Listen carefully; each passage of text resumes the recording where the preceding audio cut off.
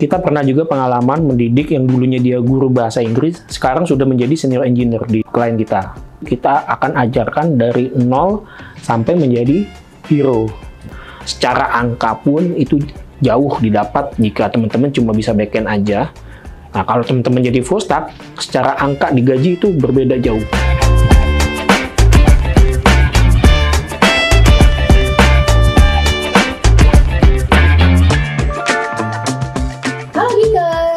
Selamat datang di podcast kita hari ini. Podcast Ngopi, ngobrol pakar IT bareng Jitu. Nah, hari ini kita akan ngobrol santai tentang programming di dunia nyata. Nah, hari ini kita sudah kedatangan salah satu narasumber kita nih. Halo Mas Farid. Halo. Apa kabar Mas Farid? Baik, alhamdulillah. Oke, kita akan mulai aja ya Mas Farid ke pertanyaan ya, pertama. Boleh. Apa sih yang membuat Mas Farid tertarik untuk masuk ke dunia programming? Awalnya itu dari pergaulan sih. Jadi waktu SMP itu aku sudah pegang komputer. Di kala itu sudah diajarin The Best 3+, terus belajar basic, sampai akhirnya SMA itu aku sudah belajar PHP, cuma nggak terlalu dalam. Nah, sehingga akhirnya begitu kelas 3 itu ketemu dengan beberapa teman-teman yang sudah kuliah, dan mereka membangun sistem. Aku juga ikut nimbrung ketika mereka membuat skripsi di kala itu. Nah, akhirnya disitulah aku menemukan bahwa kalau aku mau kuliah, yang paling cocok itu adalah programming. Jadi aku kuliah ngambil jurusan sistem informasi di kala itu. Nah, dari situ pergaulan semakin melebar, semakin kenal banyak orang. Apalagi zaman dulu ada namanya Kaskus, komunitas kita semakin melebar, dan akhirnya disitulah aku kayaknya udah klop banget dengan IT, belajar programming, dan di saat itulah ya aku sudah siap untuk menjadi programmer. Mas Farid boleh ceritain nggak nih kira-kira kesibukan Mas Farid itu akhir-akhir ini apa sih biar geekers semua juga boleh tahu?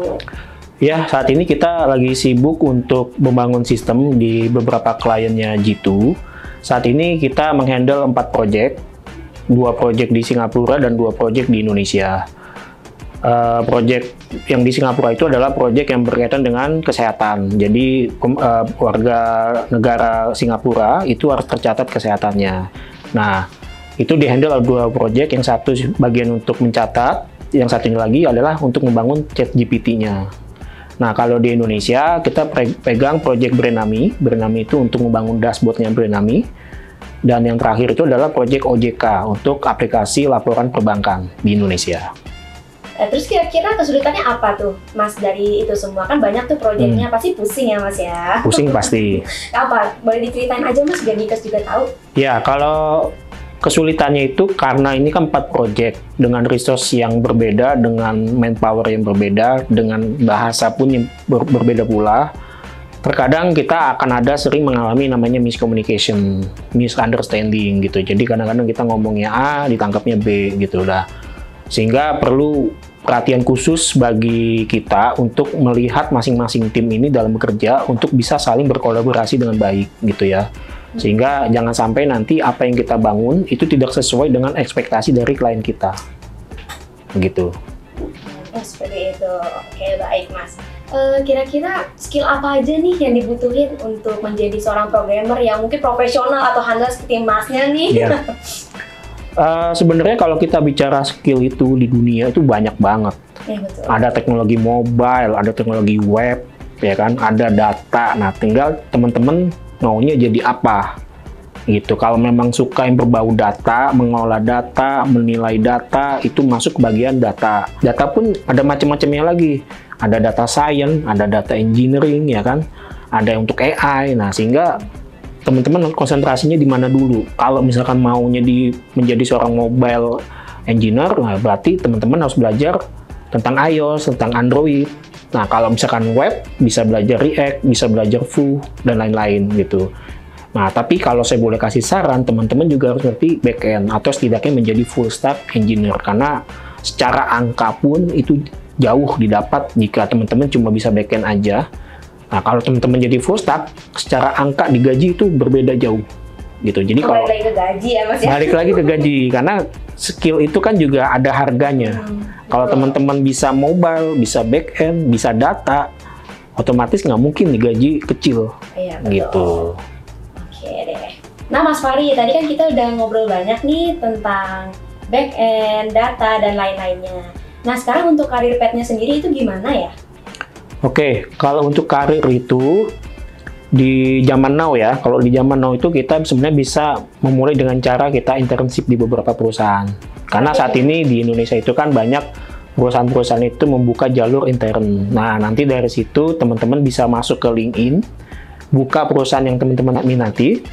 Biasanya nanti di situ akan ada open job untuk anak-anak intern gitu. Nah, bisa dengan cara itu atau bisa juga dengan cara dia ikut kelas-kelas bootcamp. Nah, seperti di G2 kita punya beberapa program bootcamp yang nanti anak-anaknya yang nilainya sangat tinggi, yang memang potensial, itu akan kita offering untuk bisa kerja di beberapa klien kita gitu. Nah, kalau nggak salah di bulan April itu nanti G2 juga akan ada short class. Nah, nanti dari short class itu teman-teman bisa ikut tuh ke program-program yang sedang kita bangun, sehingga nanti kalau memang teman-teman memiliki talenta yang sangat baik, itu bisa kita offering untuk di beberapa klien kita. Seperti itu.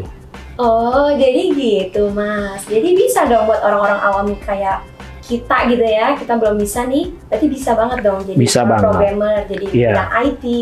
Buat pemula itu sudah pasti bisa. Kita pernah juga pengalaman mendidik yang dulunya dia guru bahasa Inggris, sekarang sudah menjadi senior engineer di klien kita. Gitu. Hebat juga ya. Iya, tinggal ikut kelasnya, kita ada short class, teman-teman tinggal lihat mana yang cocok buat teman-teman. Nah, nanti begitu sudah masuk, teman-teman akan kita kasih tahu. Jadi benar-benar dari awal untuk bisa mengenal sebuah teknologi itu kita akan ajarkan dari nol sampai menjadi hero gitu. Jadi dari nol jadi profesional. Jadi gitu profesional, ya bisa jadi profesional.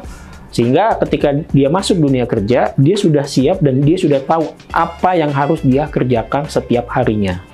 Seperti itu. Pasti ada suka dukanya dong nih ya Mas ya. Iya, pasti ada. Ada menyedihkannya. Nah kira-kira di Mas Farid sendiri nih, di pekerjaan Mas Farid yang sekarang di bidang IT, programmer, itu pasti kesulitannya banyak ya, karena pusing juga ya, itu liatin pasti data-data, pusing juga, iya. Liatin angka-angka juga banyak banget pastinya ya. Iya. Nah boleh dikasih tahu nggak sih nih, kesulitannya itu apa aja, keluh kesahnya? Kalau kesulitan itu pasti banyak, dan di setiap perusahaan atau klien itu juga pasti berbeda gitu. Tapi yang paling sering kita temui itu adalah, konsep loro jonggrang, mintanya sore, besok pagi harus selesai. Oh iya. Nah, itu yang paling sering.